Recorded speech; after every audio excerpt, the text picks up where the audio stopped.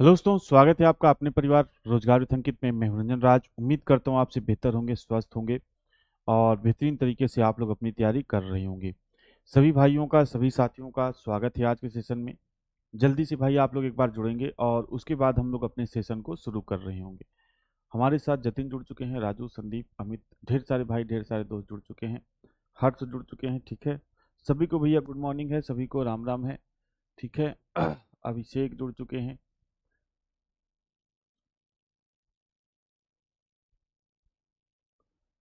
ठीक है, संदीप, गौरव, ढेर सारे भाई, ढेर सारे दोस्त हमारे साथ जुड़ चुके हैं। ठीक है, उम्मीद करता हूँ जो है कि आप लोगों की नींद जो है पूरी हुई होगी। ठीक है भाई, न्यूज़ वगैरह से आप लोग थोड़ा सा फुर्सत पाए होंगे और सोए होंगे, तभी सुबह उठ के क्लास कर रहे होंगे। ठीक है, चलिए, हमारा जो टॉपिक चल रहा है, सभी को भैया जय हिंद, वंदे मातरम। ठीक है, हाउ इज द जोश, तो सब कहेंगे हाई सर। ठीक है, चलिए, तो अब बात करते हैं जो मोटर व्हीकल एक्ट है, ये आपका चल रहा है। आज हमारी इसकी दूसरी क्लास है। डिटेल में आपको लगभग लगभग सभी धाराएं पढ़ाऊंगा जो इंपॉर्टेंट होंगी। ठीक है, पिछली क्लास आपने नहीं देखी तो जरूर से देखिएगा, डिटेल में हम लोगों ने सारी चीजें डिस्कस की हैं। हमारा चैप्टर 1 चल रहा है। चैप्टर 1 में जो धारा 1 है और धारा 2 है, धारा 2 में कई उपधाराएं हैं, लगभग 50 उपधाराएं हैं धारा 2 में। ठीक है, तो पिछली कुछ हम लोग क्लासेस में पिछली जो कुछ धाराएं हैं, धारा 2 की उपधारा, वो हम लोगों ने पिछली क्लासेस में डिस्कस की थी। आज की क्लासेस में उसके आगे की डिस्कस करेंगे और आज इसको थोड़ा सा क्लियर करेंगे। ठीक है भाई, तो आप लोग थोड़ा सा डिस्टरबेंस अगर कम रखेंगे कमेंट का, तो आज जो है आपका चैप्टर 1 खत्म हो जाएगा। ठीक है, कर लेंगे भैया, कर लेंगे। ठीक है, चलिए, अब धारा 211 तक पिछली क्लास में हम लोगों ने देखा था। धारा 211 क्या थी? शैक्षणिक जो वाहन है, शैक्षणिक संस्थान की कोई बस है, उसकी परिभाषा दी गई थी। देखिए, ये जितनी भी परिभाषाएं हैं, ये सारी आगे आपकी क्या होने वाली हैं? यूज होने वाली हैं। सारी जो है आगे क्या होने वाली है भैया? यूज होने वाली हैं। ठीक है, तो थोड़ी सी जरूरी है। अब देखिए, सबसे पहले धारा 212 क्या कहती है? आज की जो पहली धारा है, धारा 212, ये क्या कहती है? धारा 212 कहती है भैया कि टिकट के लिए फेयर, यानी कि जब आप कोई पब्लिक ट्रांसपोर्ट से क्या करते हो, सफर करते हो, तो टिकट लेना पड़ता है और टिकट के लिए आपको क्या देना पड़ता है? किराया देना पड़ता है, पैसा देना पड़ता है। ठीक है, तो ये आपका कौन सी धारा में है? धारा 212 में है। इसके बाद धारा 212, 212, धारा 2 की उपधारा है 12, और धारा 12 की जो उसके बाद और एक उपधारा है वो है 12A। 12A में क्या है भैया? Golden hour. कहेगा कि मोटर व्हीकल एक्ट की किस धारा में गोल्डन आवर का वर्णन है, यानी कि स्वर्णिम घंटे का वर्णन है। तो आप क्या बताओगे भैया? धारा 212A में क्या है? स्वर्णिम घंटा। इसका वर्णन धारा 162 में भी है। जो आपका स्वर्णिम घंटा है, यानी कि जो गोल्डन आवर है, इसकी जो चर्चा है दो धाराओं में है। कौन कौन सी? एक तो जो अभी आप पढ़ रहे हो, धारा 2 की सब धारा 12A में स्वर्णिम घंटा है, यानी कि गोल्डन आवर है, और इसके बाद धारा 162 में भी क्या है? इसका वर्णन है। अब बात करते हैं कि स्वर्णिम जो घंटा होता है, यानी कि गोल्डन आवर क्या होता है? वो दुर्घटना के बाद का क्या होता है? 1 घंटा होता है। दुर्घटना के बाद का जो 1 घंटा होता है वो गोल्डन आवर कहलाता है। क्यों? क्योंकि दुर्घटना होती है तो सबसे जरूरी जो समय होता है वो यही होता है भाई। अगर उसी समय, सही समय पर अगर व्यक्ति सीरियस है और वो हॉस्पिटल पहुंच जाता है, तो उसकी जो जान है वो क्या होती है? बच जाती है। ठीक है, तो धारा 212 में क्या है? Golden hour. अब इसके बाद एक और धारा है, ये आपको ध्यान रखनी है, धारा 134A। ठीक है, मैं थोड़ा सा इसको हाईलाइट कर दे रहा हूं क्योंकि ये थोड़ी सी इस चैप्टर से अलग धारा है। धारा 134A, धारा 134 से क्या कहती है भैया? धारा 134 से कहती है कि गुड सिमेरिटन नेक इंसान। नेक इंसान कौन होता है भाई? नेक इंसान वो होता है जो कि जब कोई दुर्घटना हो तो किसी व्यक्ति की क्या करे? मदद करे। ठीक है, उसको सहायता प्रदान करे। अगर उसको जरूरत हो तो उसको प्राथमिक उपचार केंद्र ले जाए, या और जरूरत हो तो उसको क्या ले जाए? हॉस्पिटल ले जाए। तो ये क्या है? गुड सिमेरिटन नेक इंसान। अब देखिए, नॉर्मली होता क्या है कि भाई जब दुर्घटना वगैरह होती है तो देखता है आदमी कि हाँ अगला आदमी घायल है, तो क्या होता है? वो निकल जाता है, कहता है यार कौन पुलिस वुलिस के चक्कर में पड़ेगा। ठीक है, कौन जवाब देगा, कौन वहां पे इसी में जाएगा कि भाई कौन लाया, कैसे लाया। तो धारा जो 134A, गुड सिमेरिटन नेक इंसान, ये कहती है कि भाई अगर दुर्घटना से पीड़ित कोई व्यक्ति है और आप उसकी मदद करते हो, ठीक है, पहली बात तो मदद करो, मतलब किसी भी तरीके से उसको हॉस्पिटल पहुंचाओ, प्राथमिक उपचार केंद्र ले जाओ, या जो आप वहीं पर आप मदद कर सकते हो वो आप करो। तो आप सबको, आपके ऊपर किसी भी तरह का जो है मतलब कार्यवाही या पुलिस केस या न्यायालय में आपको मजिस्ट्रेट के सामने पेश नहीं होना पड़ेगा। नॉर्मल आदमी किस लिए पीछे हटता है? वो इसलिए हटता है कि भाई हम बचा लिए, अब इसके बाद हम चले पुलिस के चक्कर लगाएं, कोर्ट में भी हमको बुलाया जाए कि भाई क्या हुआ, कैसे हुआ, वो सब बताएं, तो इतना समय कहाँ है। तो इसने कहा कि भाई आप मदद करिए। धारा 134 से कहती है गुड सिमरिटन, नेक इंसान है आप, आपके ऊपर किसी भी तरह का कोई जो है दबाव नहीं डाला जाएगा, ठीक है, दबाव नहीं डाला जाएगा और कोई दिक्कत समस्या नहीं होगी। तो धारा 134A ये कहती है।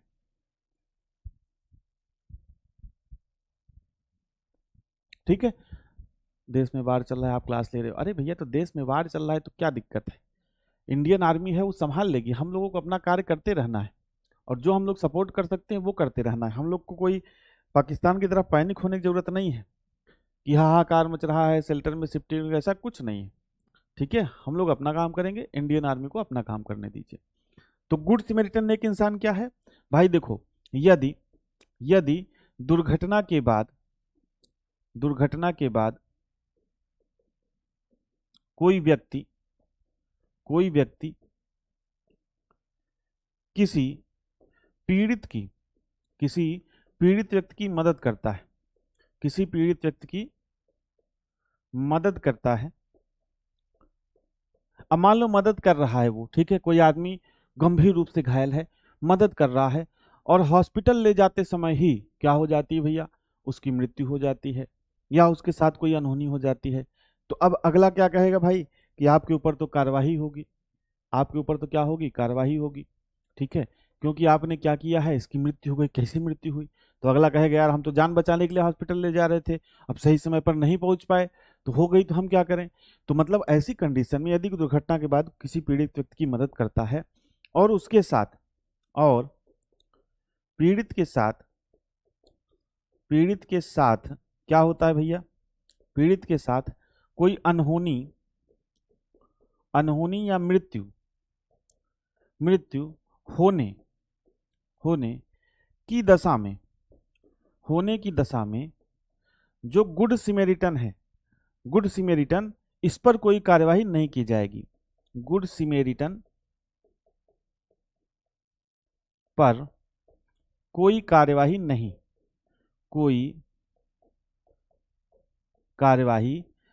की जाएगी। ये कौन सी धारा कहती है भैया? ये कहती है धारा 134A। ठीक है, चलिए अगले धारा की तरफ बढ़ते हैं। अगला है धारा 313। धारा 313 क्या कहती है? निर्जीव वस्तुओं का परिवहन। निर्जीव वस्तुएं मतलब समझ गए, निर्जीव वस्तुएं। अब भाई देखो, ये छोटी छोटी परिभाषाएं हैं जो धारा 2 में दी गई, धारा 2 की उपधारा में दी गई। अब कोई कहेगा कि भाई नहीं ये तो जिंदा वस्तु थी, न्यायालय में कोई मान लो किसी चीज का मान के चलो ट्रॉली बैग है, कहेगा नहीं ये तो जिंदा है, कैसे प्रूव करेगा? कैसे भाई ये तो जिंदा है? तो वो पहले से ही निर्जीव वस्तुओं की परिभाषा जो है धारा किस में दी गई है? धारा 313 में, कि कौन सी निर्जीव है कौन सी सजीव है। अगली है धारा 14। धारा 14 मतलब धारा 2 की 14। ठीक है, ये 313 नहीं है यार, ये टाइपिस्ट ने गलत कर दिया है, धारा ये 213 है। ठीक है, ये धारा जो है 2 है, 213 है, और ये धारा जो 3 है ये 314 है, सॉरी धारा 214 है, धारा 214, क्योंकि धारा 2 की क्या पढ़ रहे हैं? धारा 2 की उपधाराएं पढ़ रहे हैं, तो इसको आप सही लिख दीजिएगा। ठीक है, धारा 2 की 14वीं उपधारा है मालगाड़ी की परिभाषा। मालगाड़ी की परिभाषा किस में दी गई है? धारा 214 में दी गई है। धारा 214 मालगाड़ी मतलब जो सामान ढोने के लिए प्रयोग की जाए। जो किसके लिए प्रयोग की जाए भैया? मालगाड़ी मतलब क्या? जो सामान ढोने के लिए, सामान ढोने के लिए क्या की जाए? ढोने के लिए प्रयोग की जाए। सामान ढोने के लिए क्या की जाए? प्रयोग की जाए। हाँ, धारा 213 है। ठीक है, धारा 213। इसके बाद अगली धारा आती है धारा 215। धारा 215 में क्या है भाई? किसी भी वाहन के सकल वाहन भार की परिभाषा है। सकल वाहन भार मतलब ग्रॉस व्हीकल वेट। क्या है? Gross vehicle wait. नहीं, न्यूक्लियर वार में कन्वर्ट नहीं होगी यार। न्यूक्लियर वार में कन्वर्ट होगी तो भाई 1/3 हिंदुस्तान साफ होगा, ये मैं मानता हूं, लेकिन पाकिस्तान पूरा साफ हो जाएगा।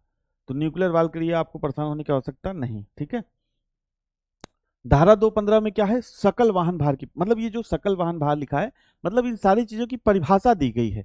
ये सब सारी चीजें आगे आएंगी और इसकी परिभाषा सब किस में है, धारा 2 की उपधाराओं में है। सकल वाहन भार क्या होता है भाई, वाहन का कुल भार। वाहन का कुल भार मतलब वाहन का कुल भार बराबर क्या होता है, यानी कि जो जीवीडब्ल्यू होता है ये होता है वाहन का भार प्लस उसमें लोड सामान। अगर आपसे पूछे कि भाई ग्रॉस व्हीकल वेट क्या है, अगर आपसे कोई पूछे कि ग्रॉस व्हीकल वेट क्या है, तो ग्रॉस व्हीकल वेट है भाई वाहन का भार, यानी कि खाली वाहन का भार प्लस उसमें जो है लोड सामान है, उसमें जो लोड सामान है, चाहे वो यात्री हो चाहे वो कोई अदर सामान हो, उसमें लोड सामान, ये क्या कहलाता है, ये आपका कहलाता है जीवीडब्ल्यू। क्या कहलाता है, जीवीडब्ल्यू। तो जीवीडब्ल्यू आप ध्यान रखिएगा भाई, ये इंपॉर्टेंट है।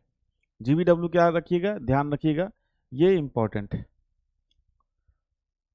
तो जीवीडब्ल्यू क्या है, वाहन का भार प्लस उसमें लोड सामान। ठीक है, सेक्शन 313 को करेक्ट करिए। हाँ ठीक है भाई, सही हो गया, करेक्ट हो गया। चलिए अगला है धारा 16। धारा 16 मतलब ये, अब धारा 16 मतलब समझ रहे हो ना यार, यहाँ टाइपिस्ट ने भले नहीं लिखा है लेकिन ये है धारा 2। धारा 2 की ये 16वां, धारा 2 की सब धारा है धारा 16। भारी मालवाहन, भारी मालवाहन, इसमें क्या है, भारी मालवाहन की परिभाषा है।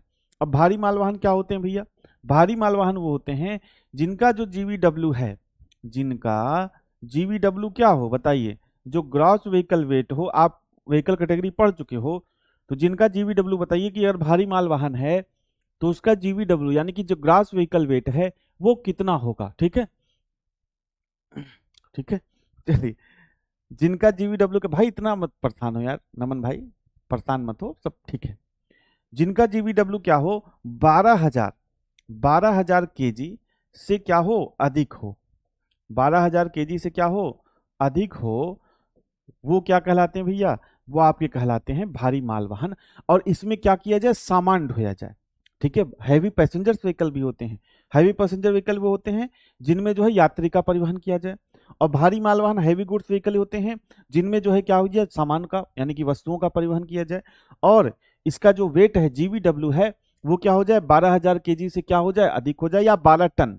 1 केजी में 1,000 टन होता है, तो 12,000 केजी से मतलब 12 टन से अधिक हो। ठीक है, और क्या होगा भैया, ये जो हैवी गुड्स व्हीकल आते हैं किस कैटेगरी में आते हैं, N3 में। जो मैंने आपको व्हीकल कैटेगरी पढ़ाई है उसमें मैंने आपको बताया है। तो आपसे प्रश्न अगर कैसे पूछेगा, कहेगा प्रश्न पूछेगा कि मोटर व्हीकल एक्ट के किस धारा में भारी मालवाहन हैवी गुड्स व्हीकल के बारे में बताया गया है, या हैवी गुड्स व्हीकल की परिभाषा दी गई है। तो आप क्या बताओगे, धारा 216। 216 ये आप कहीं पर नहीं लिखा रहेगा दो, तो आप समझ जाना कि धारा 2, धारा 2 ही अभी हम लोग पढ़ रहे हैं, धारा 2 की सब धारा हम लोग पढ़ रहे हैं। ठीक है, बहुत शानदार दोस्त। अगला पॉइंट है, अगला पॉइंट है हैवी पैसेंजर व्हीकल। धारा 217 क्या कहती है भैया, धारा 217 कहती है कि heavy passengers vehicle, heavy passengers vehicle क्या होता है भैया, ये भी क्या करेगा, यात्री ढोएगा, यात्री, यात्री का परिवहन करेगा। ठीक है, यात्री का परिवहन करेगा, और इसका भी जो जीवीडब्ल्यू होगा, जीवीडब्ल्यू होगा वो क्या होगा, 12,000 केजी से, 12,000 केजी से क्या हो जाएगा, अधिक हो जाएगा। किससे अधिक हो जाएगा, 12,000 केजी से अधिक हो जाएगा। कहीं आपको अगर किसी कोई धारा से जो है प्रॉब्लम होगी, ठीक है, तो आप पूछ लेना। ठीक है, मैं उसका एक्सप्लेनेशन दे दूंगा। अब अगली है धारा 219। धारा 219 क्या कहती है भैया, धारा 219 कहती है कि लर्निंग लाइसेंस की परिभाषा इसमें दी हुई है। किसमें, धारा 219 में। धारा 219 में क्या है, लर्निंग लाइसेंस की परिभाषा दी हुई है। और आपको ही पता है कि अगर आपके पास लर्निंग लाइसेंस है तो वाहन पर क्या लगा होना चाहिए भाई, एल। एल का जो है सिंबल या लोगो, एल का जो साइन है, एल का जो चिन्ह है ये लगा होना चाहिए, एल का चिन्ह लगा होना चाहिए।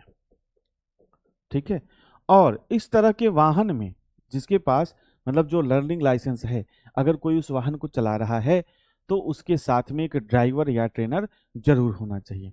ठीक है, यानी कि साथ में क्या होना चाहिए, साथ में ड्राइवर या ट्रेनर,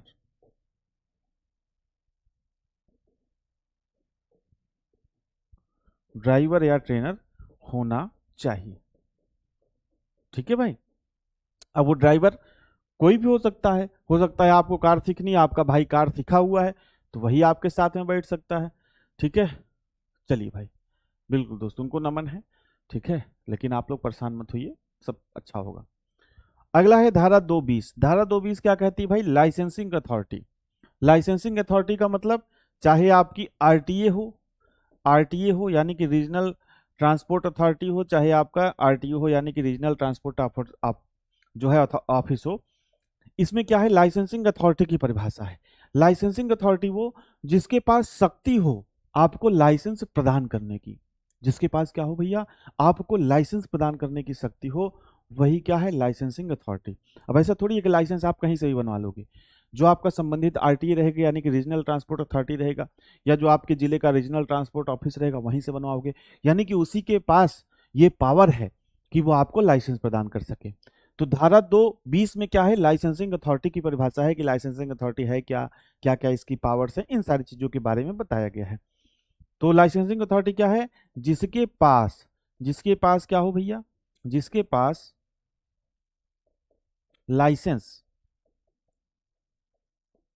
लाइसेंस प्रदान करने की क्या हो? शक्ति हो। लाइसेंस प्रदान करने की शक्ति हो। जिसके पास क्या हो भैया? लाइसेंस प्रदान करने की क्या हो? शक्ति हो। ठीक है, तो ये किस में है? धारा 220 में आपकी क्या है? Licensing authority. धारा 220 में क्या है? Licensing authority. ठीक है, चलिए अगला है आपका धारा 221। धारा 221 में क्या है भैया? धारा 221 में है आपकी लाइट मोटर व्हीकल्स की परिभाषा। किसकी परिभाषा? लाइट मोटर व्हीकल्स की परिभाषा। लाइट मोटर व्हीकल्स क्या है भाई? जिसका जीवीडब्ल्यू क्या हो? जीवीडब्ल्यू क्या हो आपका? 7500 केजी यानी कि 7.5 टन से क्या हो? कम हो। 7500 केजी से क्या हो? कम हो। कहेगा आपसे प्रश्न, मैं प्रश्न भी बता रहा हूं कि जो एलएमबी है, एलएमबी की परिभाषा मोटर व्हीकल एक्ट के किस धारा में दी गई है? आपको 4 ऑप्शन दे देगा, धारा 220, 221, 222, 223। तो आप क्या बताओगे? 221 में एलएमबी क्या है? कैसे हम समझेंगे कि कौन सा वाहन एलएमबी है कौन सा नहीं है? तो ये है बेसिकली, हम लोग वेट ध्यान रखते हैं, ये जरूरी है। तो जो लाइट मोटर व्हीकल्स होता है इसका जो जीवीडब्ल्यू होता है ये 7500 केजी से क्या होता है? कम होता है। ठीक है, चलिए अगला देखिए क्या है। अगला है आपका धारा 222। धारा 222 क्या है? मैक्सी कैब की परिभाषा। धारा 222 क्या कहती है भैया? मैक्सी कैब की परिभाषा। अब मैक्सी कैब क्या है भैया? मैक्सी कैब है मतलब एक कैब है जो क्या करेगी भैया? यात्री का परिवहन करेगी। ठीक है, मैक्सी कैब है माने कि इसके लिए यात्री परिवहन के लिए, यात्री परिवहन के लिए। ठीक है, अब इसमें जो क्वांटिटी है यात्रियों की ये कितनी हो सकती है? तो इसमें भाई ड्राइवर के अलावा 6 से 12 यात्री तक, 6 से 12 यात्री तक हो सकते हैं। मैक्सी कैब कौन सी गाड़ी कही जाएगी? मैक्सी कैब की परिभाषा इन्होंने दी भाई। मैक्सी कैब क्या है? सड़क पर कोई वाहन चल रहा है तो आप कैसे कहोगे कि मैक्सी कैब है, कि ओमिनी बस है, कि आपका मोटर कार है, कि आपकी एक कोई और चीज है? कैसे आप कहोगे? तो उन्होंने कहा भैया यात्री परिवहन के लिए मैक्सी कैब बेसिकली प्रयोग होती है। कैब शब्द ही है कि जो आपका किसके लिए हो रहा है? ट्रांसपोर्टेशन के लिए। ट्रांसपोर्टेशन चाहे यात्री का हो चाहे गुड्स का हो, लेकिन मैक्सी कैब में यात्रियों का ही परिवहन होता है। कैब देखिए, कैब शब्द जो होता है ये कॉमर्शियल रूप से ही प्रयोग होता है। मतलब जो कैब शब्द है इसका मतलब, कैब का मतलब ये ट्रांसपोर्टेशन आप कर रहे हो और कॉमर्शियली आप क्या कर रहे हो? इस वाहन का प्रयोग कर रहे हो। ठीक है, अब बात करते हैं कि 6 से 12 यात्री तक हो सकते हैं। 12 से अधिक यात्री भैया इसमें क्या हो सकते हैं? नहीं हो सकते हैं। तो आप इसमें अगला पॉइंट लिखोगे 12 से अधिक यात्री नहीं, 12 से अधिक यात्री नहीं हो सकते, 12 से अधिक यात्री नहीं हो सकते हैं, 12 से अधिक यात्री नहीं हो सकते हैं। तो धारा 222 में क्या है? मैक्सी कैब की परिभाषा। और मैक्सी कैब क्या है? जिसमें ड्राइवर और उसके अलावा 6 से 12 यात्री तक क्या करें? बैठ सकें। ड्राइवर पार्ट का प्रैक्टिस सेट भैया, प्रैक्टिस सेट आपका 5:30 बजे चलता है। चैप्टर वाइज प्रैक्टिस सेट चल रहा है यूट्यूब पर। ठीक है, उसकी क्लासेस शुरू हो चुकी हैं, अभी टेक्निकल चल रहा है, आगे ड्राइवर पार्ट भी चलेगा। चलिए आगे बढ़ते हैं। अगला है धारा 223। धारा 223 क्या कहती है? Medium goods vehicle. Medium goods vehicle क्या होते हैं भैया? कैसे आप करोगे? मीडियम गुड्स व्हीकल ऐसे व्हीकल जिनका जो जीवीडब्ल्यू हो, ग्रास व्हीकल वेट हो, वो कितना हो? वो 7500 केजी से लेकर, ठीक है, यानी कि एलएमवी क्या होता है, जिसका 7500 केजी से कम हो। मीडियम वाला क्या होता है, जिसका 7500 केजी से लेकर 12000 केजी के क्या हो, बीच हो, 12000 केजी के बीच में हो। और हैवी गुड्स व्हीकल या हैवी पैसेंजर व्हीकल क्या हो जाएगा, जिनका जो जीवीडब्ल्यू हो यानी कि ग्रास व्हीकल वेट हो वो 12000 केजी से क्या हो जाए, अधिक हो जाए। ठीक है, अगला है 224। 224 क्या कहती भैया, मीडियम पैसेंजर व्हीकल।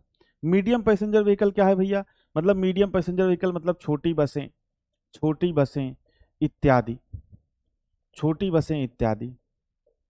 अब पैसेंजर व्हीकल है तो जाहिर सी बात है इसका प्रयोग किस लिए होगा, इसका प्रयोग होगा यात्री परिवहन के लिए। किसके लिए, यात्री परिवहन के लिए। और जब मीडियम वाला है तो इसका जो जीवीडब्ल्यू है ये भी आपका कितना होगा, 7500 केजी से लेकर 12000 केजी के बीच में, 12000 केजी के बीच में।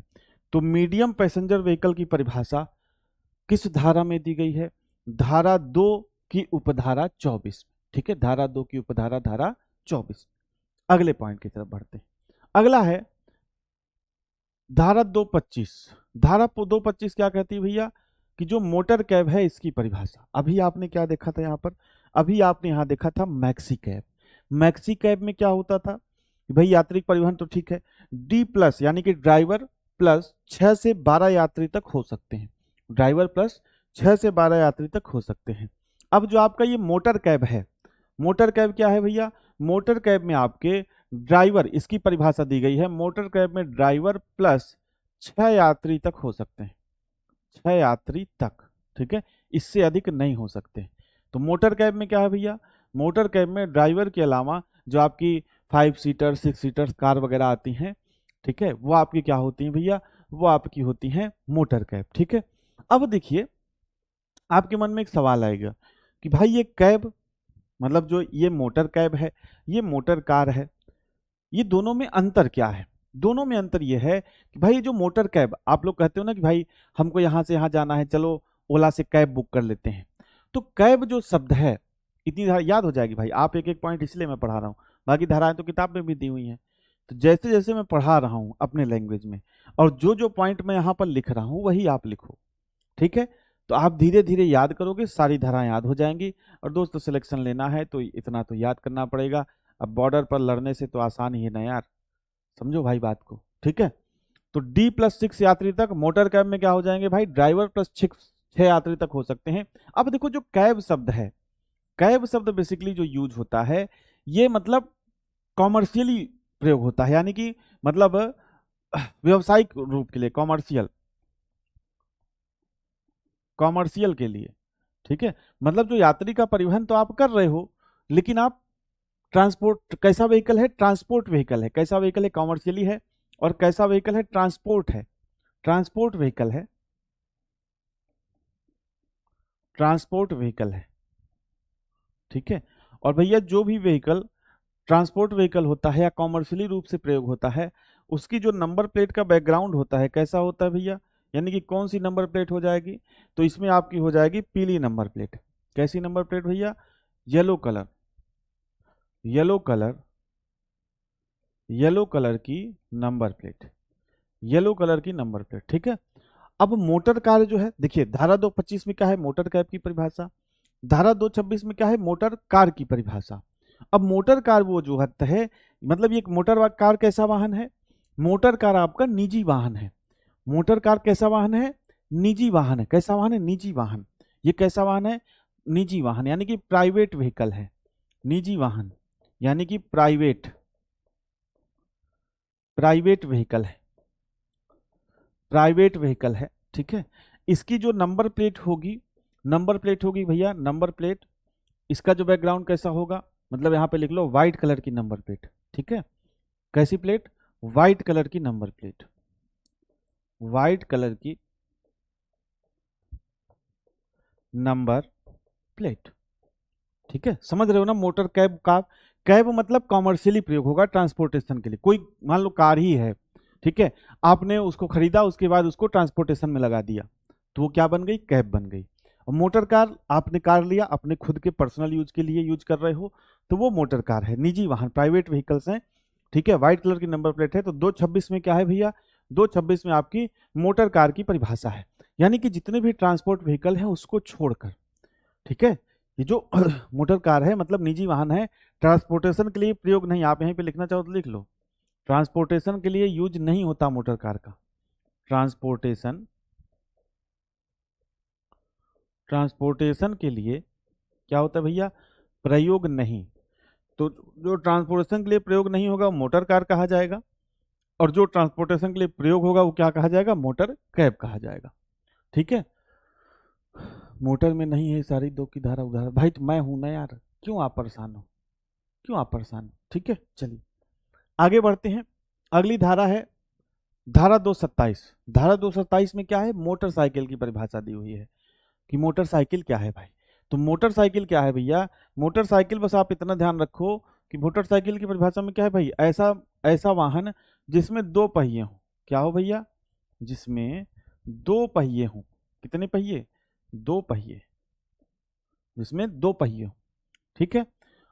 अब यहां पर ध्यान रखिएगा, अगर मैं कहूं कि कोई चार पहिए का भी मोटरसाइकिल होता है क्या, आप कहोगे हाँ, जैसे कि आपने किसी न किसी मूवी वगैरह में देखा होगा, ठीक है। कौन सी है मूवी यार, इसमें अमिताभ बच्चन है, एक हीरो और है, तो उसको बैठा लेता है उस पे अपने वाहन पे, ठीक है। और बगल में एक मतलब कार टाइप, बगल में कार्ट टाइप का लगा रहता है, ट्राली, बगल में क्या लगा रहता है, एक ट्राली टाइप का लगा रहता है, ठीक है। तो अब आप कहोगे दो पहिया है ये तो तीन पहिया हो गया, वो किस में आएगा, वो भी मोटरसाइकिल में आएगा। यानी कि कार्ट के साथ अगर कोई वाहन है दो, मतलब ठीक है, जैसे मान के चलो कोई लोग पीछे छोटी सी ट्राली जोड़ लेते हैं सामान वामान ढोने के लिए, भले उसमें तीन पहिए हो जाएं, वो भी किस में आएगा, मोटरसाइकिल में आएगा, मोटरसाइकिल में। यानी कि आप इसमें लिख लो, अगर साइड कार, साइड में जैसे कोई आपका लगा है, साइड कार भी लगे, साइड कार्ट भी लगे, तो भी किस में आएगा, तो भी मोटरसाइकिल में आएगा, मोटर साइकिल में आएगा, ठीक है। तो ये आपकी मोटरसाइकिल की परिभाषा किस में है, मोटरसाइकिल की परिभाषा धारा 227 में, हाँ 16 16, ठीक है बता दिए 16, हाँ वही उसके साथ 16 में वही धर्मेंद्र होगा, ठीक है, 16 में धर्मेंद्र है ना भाई, चलो याद नहीं है यार, ठीक है। तो वो 16 मूवी में देखो चलाता है वाहन, उसको बगल में बैठा के, तो वो भी दो पहिया में भी आएगा, ठीक है। चलिए अगला अगला है धारा 228। धारा 228 क्या कहती है, मोटर वाहन शब्द की परिभाषा। अब आपने देख लिया मैक्सी कैब देख लिया, आगे अभी आप ओमनी बस देखोगे, मोटर कैब देख लिया, मोटर कार देख लिया। अब आपसे मैं कहूं कि भाई मोटर व्हीकल क्या है, हमको तो यही नहीं पता। मोटर व्हीकल क्या है, मतलब मोटर व्हीकल जिससे संबंधित ये पूरा एक्ट है, जिससे संबंधित क्या है, ये पूरा एक्ट है। मोटर व्हीकल क्या है भाई, मोटर व्हीकल, तो मोटर व्हीकल शब्द क्या है, मतलब देखो ऐसा कोई पुर्जा या ऐसा कोई वाहन जो रोड पर चले, जो रोड पर चले वो क्या है भैया, वो मोटर वाहन है। वो क्या है, मोटर वाहन। ऐसा वाहन, सबसे पहले मोटर वाहन कौन सा कहा जाएगा, मोटर वाहन यानी कि जो मोटर व्हीकल है, आप सबसे पहले इसको कैसे आइडेंटिफाई करोगे कि ऐसा वाहन जो क्या चले भैया, ऐसा वाहन जो रोड पर चले, यानी कि जो सड़क पर चले, ठीक है, सड़क पर चले, ठीक है, उसको मोटर वाहन कहेंगे। दूसरा क्या हो भैया, इसमें कोई मैकेनिकल पुर्जे हो, ठीक है,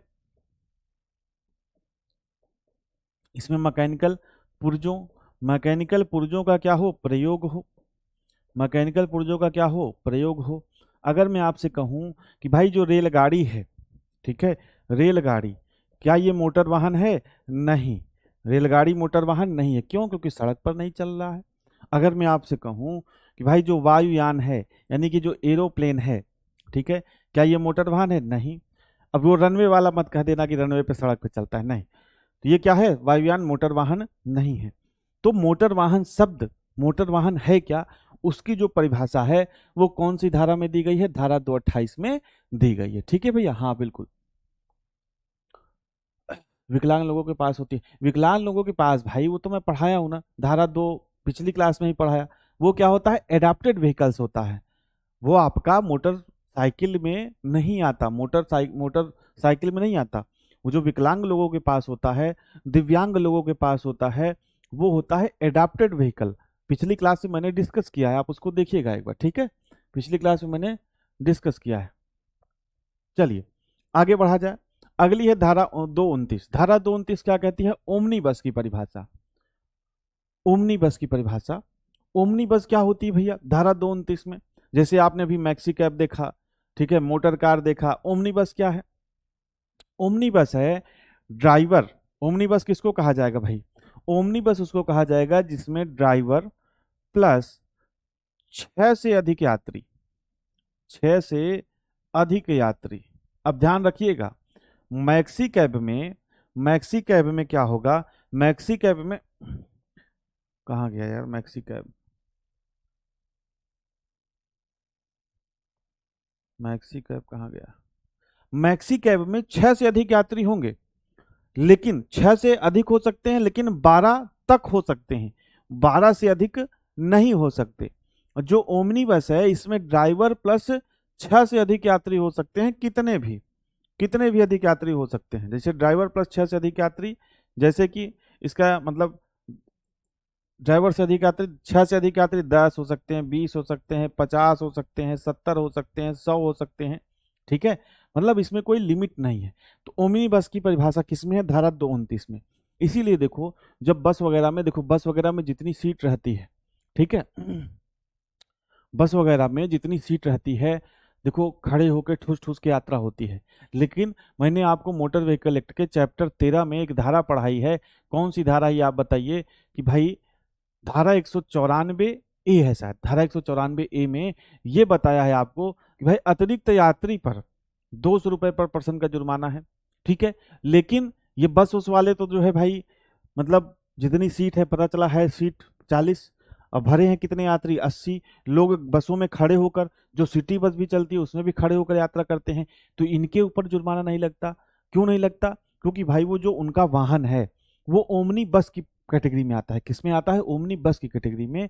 और उसमें उसके डिफिनेशन में लिखा है कि ड्राइवर प्लस 6 से अधिक यात्री, और वो कितने भी हो सकते हैं। खड़े होकर भी क्या हो सकता है भैया? परिवहन हो सकता है। खड़े होकर भी क्या हो सकता है दोस्त? परिवहन हो सकता है, ठीक है। चलिए अगला है धारा 230 में क्या है? धारा 230 में वाहन स्वामी या वाहन मालिक शब्द की परिभाषा है। जैसे आप कहते हो ना कि भाई धारा, जब ड्राइविंग लाइसेंस मैंने आपको पढ़ाया था, तो धारा 3 या 4 के उल्लंघन पर जो वाहन मालिक है उस पर भी क्या लगता है भैया? जुर्माना लगता है। तो वाहन मालिक क्या है? वाहन मालिक क्या है? तो वाहन मालिक शब्द क्या है? देखो पहला तो देखो समझो इसको। वाहन मालिक वो है जिसके नाम क्या है भैया? जिसके नाम वाहन क्या है? पंजीकृत है। जिसके नाम वाहन पंजीकृत है, वो तो क्या हुआ भैया? वाहन मालिक हुआ। वाहन मालिक हुआ, ध्यान से समझिएगा चीजों को, ठीक है। ठीक है। लेकिन अब जैसे मान के चलो कि भाई अब मैंने वाहन खरीदा, मेरे पास बहुत पैसा है और मैंने वाहन खरीदा और मैंने दे दिया किसी आदमी को लीज पर या कॉन्ट्रैक्ट पर चलाने के लिए। तो उस कंडीशन में वाहन मालिक कौन होगा? भाई वाहन तो मेरे नाम पे पंजीकृत है, वाहन मेरे नाम पे पंजीकृत है, मैंने खरीद लिया उसको, उसके बाद मैंने उसको हायर परचेज एग्रीमेंट एक होता है, वो एग्रीमेंट मेरे पास होना चाहिए। हायर परचेज एग्रीमेंट के थ्रू मैंने उस वाहन को दूसरे को दे दिया चलाने के लिए, या किसी दूसरे व्यक्ति को दे दिया लीज पर चलाने के लिए। मतलब लीज का मतलब जैसे कॉन्ट्रैक्ट कर लिया भाई कि 1 साल के लिए तुमको अपना वाहन दे दिया और तुम हमको इतना पैसा दोगे। तो उस कंडीशन में वाहन का मालिक कौन होगा? तो अब ये बात ध्यान से समझिएगा, जो वाहन का मालिक है वो तो वही रहेगा जिसके नाम पंजीकृत होगा वाहन। लेकिन अगर आपने एग्रीमेंट करा रखा, ध्यान से मेरी बात को समझिएगा, हायर परचेज एग्रीमेंट करा रखा है या लीज पर दे रखा है, उसका कागज आपके पास है, तो वाहन से संबंधित अगर कोई दुर्घटना होती है या चालान कटता है, तो उस कंडीशन में जो वाहन को चला रहा होगा या जिसको आपने लीज पर दिया होगा या कॉन्ट्रैक्ट पर दिया होगा, उस कंडीशन में वो वाहन मालिक माना जाएगा। समझ रहे हो आप बात को? आपने वाहन खरीदा, वाहन आपके नाम पंजीकृत है, बिल्कुल सही है। अब आप ड्राइवर से उसको नहीं चलवा रहे हो, मतलब अगर आप ड्राइवर से नॉर्मल चलवा रहे हो, उससे कोई अपराध होता है तो आपके ऊपर भी जुर्माना होगा, बिल्कुल सही है। लेकिन आपने वाहन खरीदा, जैसे मान के चलो हमारे साथ हैं रामवीर और जतिन, 2 लोग हैं। रामवीर ने वाहन को खरीदा और कहा कि यार पैसा है निकाल देते हैं, ठीक है, कोई गाड़ी, और उसके बाद जो है दे देते हैं चलवाने के लिए, पैसा आता रहेगा उधर से, क्या मतलब, पैसे से पैसा आएगा। तो रामवीर ने गाड़ी खरीदी और दे दी जतिन को चलाने के लिए, किस पर, हायर परचेज एग्रीमेंट पर, या कॉन्ट्रैक्ट बेसिस पर, या लीज बेसिस पर, और उसके कागज होने चाहिए। ये नहीं कि इनको दे दिए थे अभी कर दिए, नहीं, कागज आपके पास होना चाहिए। कॉन्ट्रैक्ट आपने कर लिया, कागज अपने पास रख लिया, और आपने जो है रामवीर ने जतिन को दे दिया वाहन चलाने के लिए। तो अब इस कंडीशन में वाहन तो रामवीर का ही रहेगा, लेकिन जो जब चला कॉन्ट्रैक्ट कर दिया, यानी कि वाहन उनको सौंप दिया, किसको, जतिन को, तो जो भी अगर उससे कोई दुर्घटना होती है, या कोई उसका चालान होता है, कोई सिग्नल का ब्रेक होता है, तो उस कंडीशन में वाहन मालिक कौन माना जाएगा, उस कंडीशन में वाहन मालिक माने जाएंगे जतिन। क्यों, क्योंकि इन्होंने जो कॉन्ट्रैक्ट पर या लीज पर या हायर परचेज एग्रीमेंट पर क्या कर लिया है, वाहन को ले लिया है। समझ में आया आप बात को, समझ गए आप बात को। तो ये वाहन मालिक की परिभाषा है। पहला तो है जिसके नाम बाहर वाहन पंजीकृत हो। दूसरा है अगला, हायर परचेज एग्रीमेंट आपने कर लिया, जैसे कि हायर परचेज एग्रीमेंट,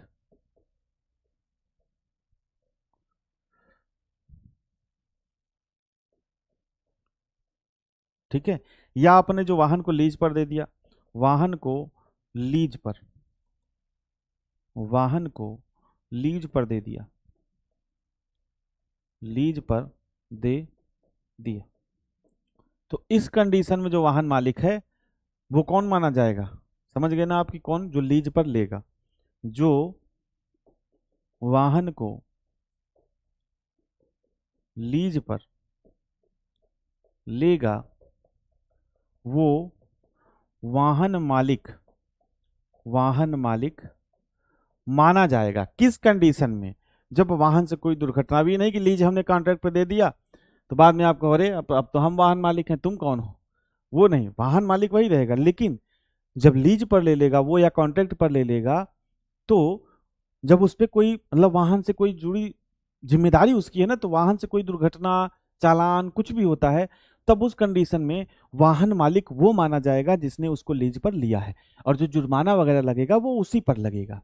ठीक है, तो जो वाहन को लीज पर लेगा वो वाहन मालिक माना जाएगा। ठीक है, माना जाएगा किस केस में, दुर्घटना, दुर्घटना या चालान के केस में, चालान के केस में। अब ये नहीं कि वाहन मालिक ऐसे नहीं कि हम लीज कॉन्ट्रैक्ट पर दिए तो हम ही वाहन मालिक हो गए, नहीं। तो ये धारा 230 क्या कहती है भैया, जो आपकी किसकी परिभाषा देती है भैया, वाहन मालिक शब्द की परिभाषा। अगली है धारा 231। धारा 231 क्या बताती है भैया, परमिट, परमिट क्या बताती है, परमिट।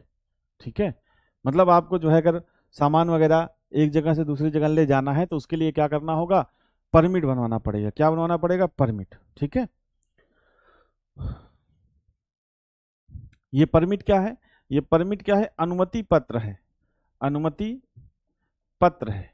क्या है भैया, अनुमति पत्र है, किसके लिए, माल ढोने के लिए, माल ढोने या यात्री ढोने के लिए, माल ढोने या यात्री ढोने के लिए जो है परमिट है। ठीक है, तो धारा 231 में क्या है, धारा 231 में परमिट की परिभाषा है। ठीक है, चलिए 194 बी में सीट, 194 ए देख ले यार, 194 ए की मैं बात कर रहा हूँ। 194 ए में आपका है यात्रियों, अतिरिक्त यात्री के वाहन पर जुर्माना। ठीक है, धारा 233 क्या कहती है, प्राइवेट सर्विस व्हीकल्स। अब आप कहोगे प्राइवेट भी है सर्विस भी है। प्राइवेट सर्विस व्हीकल्स क्या है भाई, जो कि आपका पब्लिक के लिए नहीं होता। पहले इसको देखो, प्राइवेट, प्राइवेट मतलब निजी है, निजी है वाहन। ठीक है, और सर्विस भी दे रहा है, सेवा। तो भाई सेवा कैसे दे रहा है, जब ये निजी वाहन है तो निजी वाहन से आदमी खुद ट्रेवल करता है, सेवा कैसे करेगा। तो अब देखिए, जैसे मान के चलो, जैसे कि मान के चलो कोई आश्रम है, ठीक है, कोई आश्रम है, आश्रम में कोई बाबा जी हैं, उनके ढेर सारे जो है भैया भक्त वगैरह हैं। भक्त का मतलब इन सेंस का मतलब कि उनके जो अंडर में काम करने वाले लोग हैं, चेले वगैरह उनके हैं। अब बाबा जी ट्रैवल करते हैं एक जगह से दूसरी जगह, तो मान लो खुद तो फ्लाइट से पहुंच गए बाबा जी, तो अब जो उनके चेले हैं उनको भेजने के लिए क्या करेंगे भाई, उनको भेजने के लिए कहेंगे बस से जाओ, टिकट लेके जाओ, ट्रेन से जाओ, कहेंगे हम जावे नहीं करेंगे, अपना तो वायुयान से जाएंगे, फ्लाइट से जाएंगे, हमको ऐसे भेजेंगे। तो बाबा जी ने क्या खरीद दी, एक बस खरीद दी। एक बस खरीदी तो उनकी बस हुई, निजी बस हुई, और उन्होंने कहा कि हम इससे सर्विस देंगे अपने लोगों को। किससे देंगे सर्विस? अपने लोगों को, मतलब नॉर्मल पब्लिक के लिए नहीं। तो निजी सेवा, वो निजी जो सेवा कर रहे हैं पब्लिक के लिए नहीं होती, पब्लिक के लिए नहीं, पब्लिक के लिए नहीं। इसका एग्जाम्पल जैसे कि क्या है, जैसे एग्जाम्पल के चल लिए मैंने मान लो कोई कंपनी खोली, ठीक है। आप देखोगे जैसे दिल्ली वगैरह में बहुत ढेर सारी नौकरियां मिलती हैं, कहती है ना कि बस फैसिलिटीज हम देंगे, रूम टू जो ऑफिस है बस फैसिलिटीज देंगे, खाना देंगे, और पैसा कितना देंगे? 7,000 रुपया, 10,000 रुपया। तो वो वही बस है अपने स्टाफ के लिए, हमारी निजी बस है, लेकिन हम सेवा कर रहे हैं किसकी? अपने ऑर्गेनाइजेशन से जुड़े लोगों की। उनको हमने क्या कर दी भैया? उनको हमने जो है ट्रांसपोर्टेशन कर दिया, ठीक है। ठीक है भाई। एम्बुलेंस भी, एम्बुलेंस का तो नहीं पता यार, देखना पड़ेगा दोस्त, ठीक है। चलिए,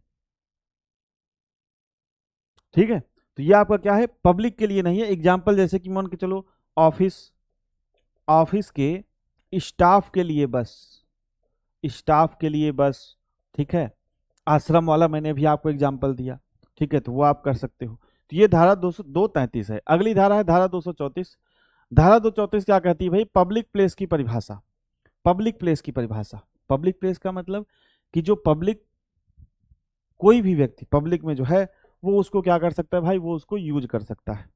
कोई भी व्यक्ति जो पब्लिक में है वो क्या कर सकता है? उसको यूज कर सकता है, ठीक है।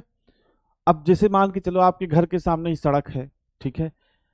अब आप कहोगे ये तो मेरी सड़क है, मैं यहाँ अपनी गाड़ी खड़ी करूंगा, मैं यहाँ ये सब कांड करूंगा, ठीक है, कोई भी काम। अगला जो है कहेगा अरे नहीं ये तो सड़क मेरी है, मैं यहाँ पर गाड़ी खड़ी करूंगा, या यहाँ पर मैं, कोई पार्क है मान के चलो, अब पार्क में आपने बना लिया कोई आशियाना घर बना लिया, कहोगे नहीं ये तो मेरी जमीन है। अगला कहेगा नहीं ये तो मेरी जमीन है। तो पब्लिक प्लेस क्या है, उसकी डिफिनीशन क्या है, ठीक है। सड़क जैसे कि है तो वो क्या पब्लिक प्लेस में आता है, क्या है? तो जो पब्लिक प्लेस से संबंधित जो भी डिफिनीशंस हैं, ठीक है, जो भी डिफिनीशंस हैं वो आपकी किस में होती है? वो आपकी जो है आपकी धारा 234 यानी कि पब्लिक प्लेस की परिभाषा में आपका वो डिफिनीशंस वगैरह दी गई। पब्लिक प्लेस मतलब समझ गए ना, कि विवाद ना हो लोगों में। अब सड़क ही है, घर के सामने हमारी सड़क है, तो कहेगा मेरी सड़क है, यहाँ पे मैं गाड़ी खड़ी करूंगा, तो कहेगा नहीं मेरी सड़क है, मैं गाड़ी खड़ी करूंगा। तो मतलब सड़क मतलब पब्लिक प्लेस जो पब्लिक के लिए हो, उसको कोई भी यूज कर सकता है, ठीक है। चलिए, अगला है, अगला है धारा 235। धारा 235 क्या कहती है? Public, public service vehicles. जैसे कि आपने देखा यहाँ पर प्राइवेट सर्विस व्हीकल्स, निजी सेवा, ऐसे पब्लिक की सेवा करने के लिए जो व्हीकल्स होते हैं उनकी परिभाषा किसमें है भैया? उनकी परिभाषा है धारा 235 में, ठीक है। मतलब पब्लिक के लिए ये जो व्हीकल्स होते हैं ये किसके लिए होते हैं भैया? ये आपके होते हैं पब्लिक के लिए, ठीक है। तो इसकी जो डिफिनीशन है, इसकी डिफिनीशन आपकी दी गई है किसमें? धारा 235, ठीक है। नहीं भाई नहीं, क्लास होगी दोस्त, अभी इसमें अभी नहीं बता पाऊंगा, अभी आपका पहला चैप्टर ही चल रहा है, ठीक है।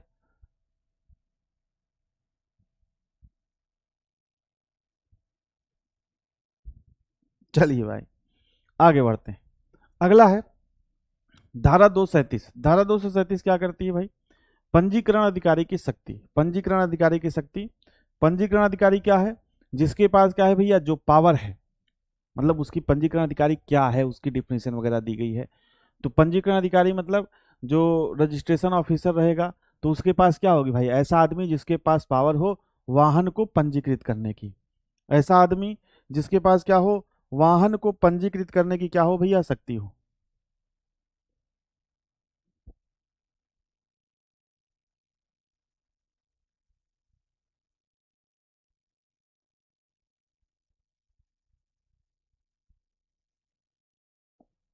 ठीक है। तो धारा 237 क्या कहती है? पंजीकरण, पंजीकरण अधिकारी की परिभाषा, यानी कि जिसके पास, ऐसा व्यक्ति जिसके पास क्या हो भैया? जिसके पास वाहन को, वाहन को क्या हो? पंजीकृत, वाहन को पंजीकृत करने की शक्ति हो, करने की शक्ति, ठीक है। चलिए आगे बढ़ते हैं। अगली है धारा 238। धारा 238 में क्या है? किसी मार्ग या रूट की परिभाषा जो है दी हुई है कि भाई जैसे आप देखो यहाँ पर, जैसे मान के चलो मैं प्रयागराज से जा रहा हूँ दिल्ली, तो आप देखोगे ना कि भाई प्रयागराज जो दिल्ली रूट की बस है वो कौन सी है, या कहीं से भी आप जा रहे हो, मतलब हरियाणा से आप दिल्ली जा रहे हो, ठीक है, तो आप देखोगे उस रूट की बस कौन सी है।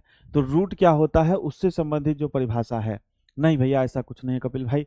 तो जो ये रूट की परिभाषा है ये किसमें है, धारा 238 में। अगला है आपका धारा 239। धारा 239 क्या है, सेमी टेलर। सेमी टेलर क्या होता है भाई, आपने पढ़ा था ना आर्टिकुलेटेड व्हीकल्स, तो उसमें देखो सेमी टेलर जुड़ा होता है।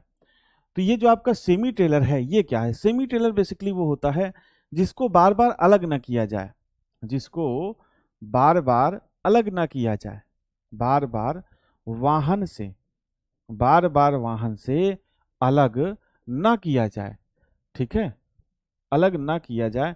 तो वो क्या होता है, वो आपका सेमी टेलर होता है। वो क्या होता है, सेमी टेलर होता है।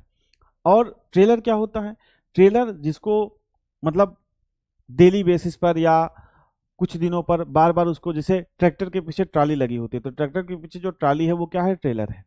सेमी ट्रेलर क्या होता है, वाहन के साथ जुड़ा हुआ रहता है, मतलब उसको बार बार अलग नहीं करना पड़ता, नहीं कर सकते। और जो ट्रेलर है उसको बार बार आप अलग कर सकते हो, जोड़ सकते हो, अलग कर सकते हो, जोड़ सकते हो, ठीक है, तो वो आपका सेमी ट्रेलर है। तो सेमी ट्रेलर की परिभाषा आपकी धारा 239 में है। धारा 240 में क्या है भैया, धारा 240 में है स्टेज कैरिज की परिभाषा, ठीक है। स्टेज कैरिज की परिभाषा, स्टेज कैरिज क्या है भाई, जिसमें क्या हो, पहली बात तो यात्रियों का परिवहन हो, मतलब स्टेज कैरिज मतलब यात्रियों का परिवहन एक तरह से हो।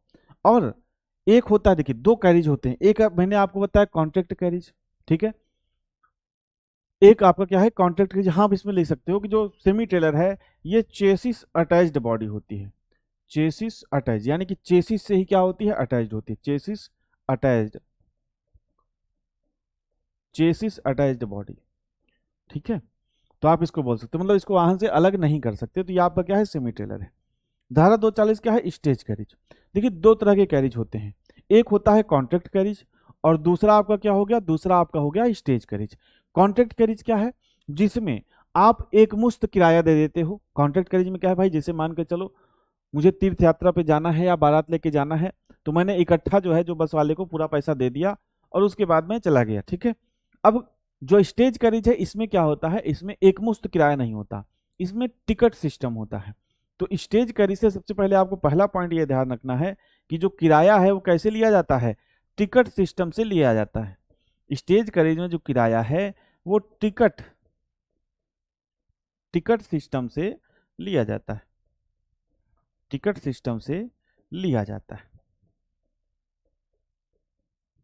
ठीक है। यात्रा के हिसाब से इसमें किराया लिया जाता है, भाई जितनी यात्रा करोगे उतना किराया देना पड़ेगा। अब जैसे मान के चलो कोई आपने बुक कर लिया, ठीक है, तो जितने लोग चाहे जितने लोग जाओ एक मुश्त किराया दे दो, आप जितनी जगह है दो चार लोग एक्स्ट्रा भी जा सकते हो।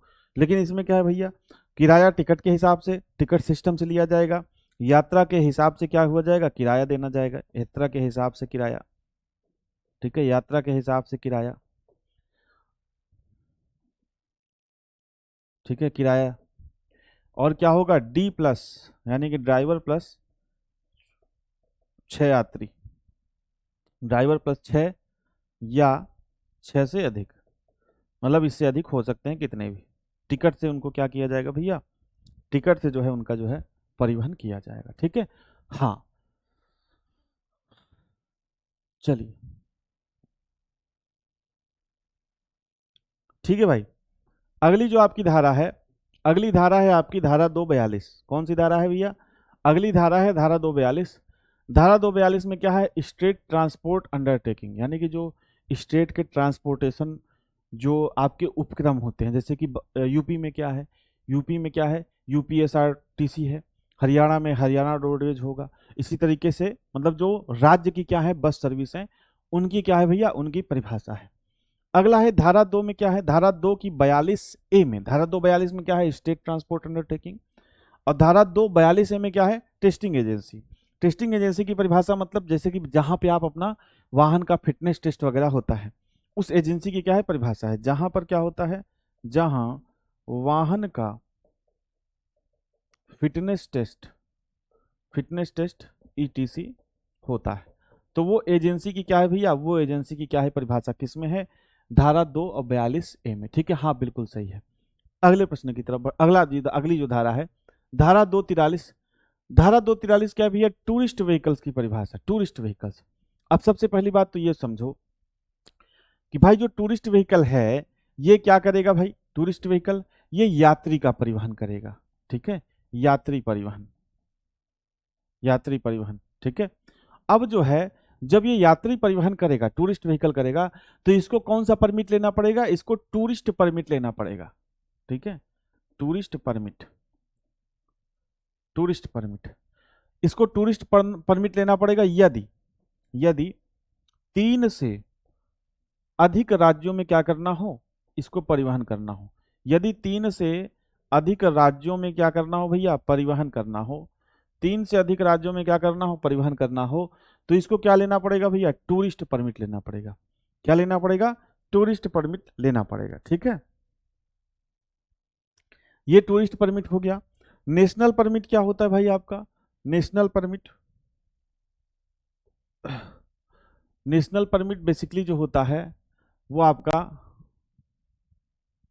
नेशनल परमिट क्या होता है बेसिकली जो है, ये सामान ढोने वाले वाहनों के लिए होता है। सामान ढोने वाले, सामान ढोने वाले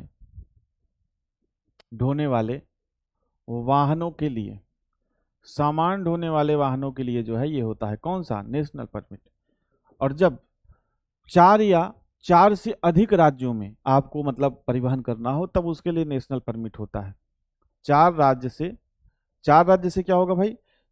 कम से कम 4 राज्य में, कम से कम 4 राज्य में आपको क्या करना हो अगर परिवहन करना हो? कम से कम 4 राज्य में, 4 राज्य में यदि क्या करना हो? यदि परिवहन करना हो तब उसके लिए आप क्या कर सकते हो? जो आपका नेशनल परमिट है आप उसके लिए अप्लाई कर सकते हो। टूरिस्ट परमिट के लिए यदि 3 या 3 से अधिक राज्यों में परिवहन करना है तो आप टूरिस्ट परमिट के लिए, टूरिस्ट परमिट मतलब यात्री का परिवहन आप करोगे। अगला है आपका ट्रैक्टर की परिभाषा। ट्रैक्टर की परिभाषा किसमें भैया?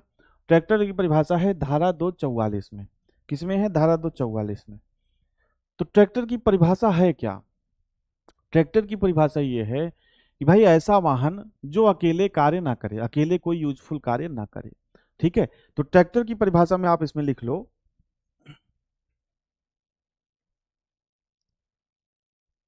ट्रैक्टर की परिभाषा में आप लिखोगे कि ऐसा वाहन जो अकेले कार्य नहीं करता है, यानी कि ऐसा वाहन, ऐसा वाहन जो अकेले कार्य नहीं करता है, अकेले कार्य नहीं करता है। अब अकेले कार्य नहीं करता इसका क्या मतलब है भाई? ट्रैक्टर आपने किस लिए लिया? कोई यूजफुल वर्क के लिए लिया ना, उसको सवारी ढोने के लिए लिया नहीं। तो अब भाई ट्रैक्टर में से जब तक आप इसमें कोई इक्विपमेंट्स नहीं जोड़ोगे, जैसे मान के चलो खेत जोतना है तो इसमें आपको हल जोड़ना पड़ेगा। अगर आपको गेहूं निकालना है तो गेहूं निकालने वाली मशीन जोड़नी पड़ेगी। तो जो भी कार्य इसके करना है ये अकेले नहीं करेगा, इसके लिए आपको इसमें कोई ना कोई इक्विपमेंट जोड़ना पड़ेगा। तो ऐसा वाहन जो अकेले कार्य नहीं करता है, ठीक है, ठीक है, कार्य करने के लिए उपकरण जोड़ने पड़ते हैं इसमें। कार्य करने के लिए, कार्य करने के लिए इसमें क्या करने पड़ते हैं भाई? इसमें उपकरण, उपकरण जोड़ने पड़ते हैं, ठीक है, जोड़ने पड़ते हैं। जैसे कि इसका एग्जांपल आप क्या कह सकते हो भाई? जैसे कि इसका एग्जांपल है, आपको खेत जोतना है, तो खेत जोतना है तो आपको क्या करना पड़ेगा? खेत जोतने के लिए इसमें हल जोड़ना पड़ेगा, हल जोड़ना पड़ेगा। मतलब जो भी उसका नाम हो, हल क्या, हल तो मतलब जो भी उसको बोलते हो खेत जोतने वाला वो है, ठीक है, तो हल जोड़ना पड़ेगा, ठीक है। चलिए अगला है आपका सेक्शन, धारा जो सेक्शन 245 है, इसमें ट्रैफिक साइन की परिभाषा है। ट्रैफिक साइन के मतलब जितने भी आपके ट्रैफिक साइन होते हैं, जैसे कि आपके सिग्नल्स हो गए, ठीक है, सिग्नल्स हो गए, जो भी आपके साइन हो गए, ठीक है, ट्रैफिक पुलिस का जो चिन्ह हो गया, traffic police, traffic police signal, ठीक है, ड्राइवर सिग्नल, ड्राइवर सिग्नल, ये सब किस में आ जाएंगे भैया? ये सब आ जाएंगे धारा 245 में। धारा 246 क्या कहती है? ट्रेलर की परिभाषा है। धारा 246 जैसे अभी आपने सेमी ट्रेलर देखा, जिसको वाहन से अलग नहीं कर सकते हैं, ठीक है। धारा 246 क्या कहती है भैया? धारा 246 है ट्रेलर की परिभाषा, जिसको अलग किया जा सके वाहन में, जिसको वाहन से क्या किया जा सके भैया? वाहन से अलग कर सकें, ठीक है। बार बार इसको हटा सकें इस ट्रेलर को, और बार बार जोड़ सकें। जैसे ट्रैक्टर में जो ट्राली लगती है पीछे, वो क्या है? ट्रेलर है। उसको जब आप आवश्यकता पड़ती है ट्रैक्टर में जोड़ लेते हो, और जब उसको निकालना होता है तो आप क्या कर लेते हो? निकाल लेते हो। तो ट्रेलर की परिभाषा किसमें है? धारा 246 में। धारा 247 में क्या है भैया? धारा 247 में है ट्रांसपोर्ट व्हीकल्स। धारा 247 में क्या है? ट्रांसपोर्ट व्हीकल्स, मतलब जो ट्रांसपोर्टेशन करें किसी भी चीज का, चाहे यात्री का ट्रांसपोर्टेशन करें, चाहे सामान का ट्रांसपोर्टेशन करें, ठीक है। कल्टीवेटर बोलते हैं उसको, अरे भाई जो भी बोलते हो, ठीक है। कल्टीवेटर भैया देख लो आप लोग की, जो ये खेत जोतने के लिए जो जोड़ा जाता है इसको क्या बोलते हैं? बता रहे हैं कल्टीवेटर, आप देख लेना। आपको यहाँ पर ट्रैक्टर पे फोकस करना है भाई, ठीक है। चलिए, ये धारा 247, धारा 247 है। अब इसके बाद अभी देखिए जो आप पढ़ रहे हैं धारा 2 की सब धारा, धारा 2 1 2 2 2 3। अब इसके बाद एक धारा, धारा 2A है। धारा 2A है। धारा 2A में क्या है भैया? ई कार्ट या ई रिक्शे का क्या है? ई रिक्शे का इसमें प्रबंध है, ठीक है। ई कार्ट या ई रिक्शे की जो है परिभाषा किसमें दी गई है? धारा 2A में दी गई है, ठीक है। क्या है भैया? जिसकी जो बैटरी है, ई रिक्शा कौन सा कहा जाएगा? जिसकी जो बैटरी है वो 4 किलोवाट से अधिक ना हो, 4 किलोवाट से अधिक ना हो, ठीक है। और जो आपकी स्पीड है ये भी आपकी क्या हो? 25 किलोमीटर पर आवर तक क्या हो? सीमित हो, ठीक है। तो ई रिक्शा कौन सा कहा जाएगा? ई रिक्शा कौन सा? ई रिक्शा की मतलब क्या आपको चीजें याद रखनी, कौन सा जो रिक्शा है वो ई रिक्शा की कैटेगरी में आएगा? तो बैटरी की जो कैपेसिटी है ये 4 किलोवाट से अधिक ना हो, और स्पीड जो है 25 किलोमीटर, 25 किलोमीटर पर आवर तक क्या हो? लिमिटेड हो, तो वो उसको ई रिक्शा में कहेंगे, ठीक है। चलिए आगे बढ़ते हैं। अगला है धारा 2B। धारा 2B क्या है? नवाचार को बढ़ावा देना। नवाचार का मतलब भाई जो इनोवेशन है, इनोवेशन, इनोवेशन को क्या करना? बढ़ावा देना। मतलब ये राज्य सरकार का, केंद्र सरकार कर्तव्य रहेगा कि भाई जो मोटर वाहन से संबंधित या जो भी, मतलब सिंपल समझो कि परिवहन से संबंधित, मोटर से संबंधित जो भी टेक्नोलॉजीज हैं, उन नई टेक्नोलॉजीज को क्या करना भैया? बढ़ावा देना, जिससे नई नई खोज हो और जो हम लोग क्या हो? विकसित हो। तो ये आपका क्या है भैया? ये आपका क्या है? धारा 2B में। तो इसी के साथ जो चैप्टर 1 है ये आपका क्या होता है? खत्म होता है। भाई रिवीजन का टाइम नहीं है, नहीं तो मैं एक बार फिर से आपको रिवीजन करा देता, पीडीएफ से आप लोग एक बार इसका रिवीजन कर लेना। और बहुत ही आसान शब्दों में मैंने आपको बताया सारी चीजें, ठीक है भाई। तो बहुत ही आसान शब्दों में समझाने का प्रयास किया, ठीक है। उम्मीद करता हूँ आपको चीजें समझ, क्योंकि किताब की लैंग्वेज तो नहीं समझ में आती है, उसमें तो लिख देता है, आप समझते रहो कि आर्टिकुलेटेड व्हीकल क्या है, एग्रीगेटर क्या है, वो चीज़ आपको समझ में नहीं आएगी। तो मैंने कोशिश ये किया है, ये चैप्टर चलेगा भैया, अभी तो आप पहला चैप्टर है ना, ये पहला चैप्टर का मतलब कौन सा चैप्टर? मोटर व्हीकल एक्ट का चैप्टर पूछ रहे हो, या जो है सिलेबस का चैप्टर पूछ रहे हो? तो ये आपका मोटर व्हीकल एक्ट का चैप्टर 1 खत्म हो गया। ड्राइविंग लाइसेंस मैं आपको ऑलरेडी पढ़ा चुका हूँ भाई, ठीक है। तो वो ड्राइविंग लाइसेंस आप वहां से पढ़ लीजिएगा क्लास से। अब नेक्स्ट क्लास में हम लोग जो है चैप्टर 3 की तरफ बढ़ेंगे। चैप्टर 3, अरे यार हिमांशु ये चैप्टर वैप्टर मत पूछो यार, तुम मोटर व्हीकल एक्ट के चैप्टर की बात यहाँ चल रही, तुम पता नहीं कौन से चैप्टर की बात, पहले पढ़ लो जो पढ़ा रहा हूँ। मोटर व्हीकल एक्ट चल रहा है, तो जो नेक्स्ट क्लास होगी हमारी, हम लोग उसमें मोटर व्हीकल एक्ट का चैप्टर 3 पढ़ेंगे, क्योंकि ड्राइविंग लाइसेंस मैं आपको ऑलरेडी पढ़ा चुका हूँ पहले क्लासेस में, ठीक है भाई। तो उम्मीद करता हूँ आपको क्लास अच्छी लगी होगी। तो आपकी आज का सेशन यहीं तक रखते हैं, आपकी मैथ की क्लास शुरू हो गई। सेशन से जुड़ने के लिए आप सभी भाइयों का, सभी दोस्तों का बहुत बहुत धन्यवाद।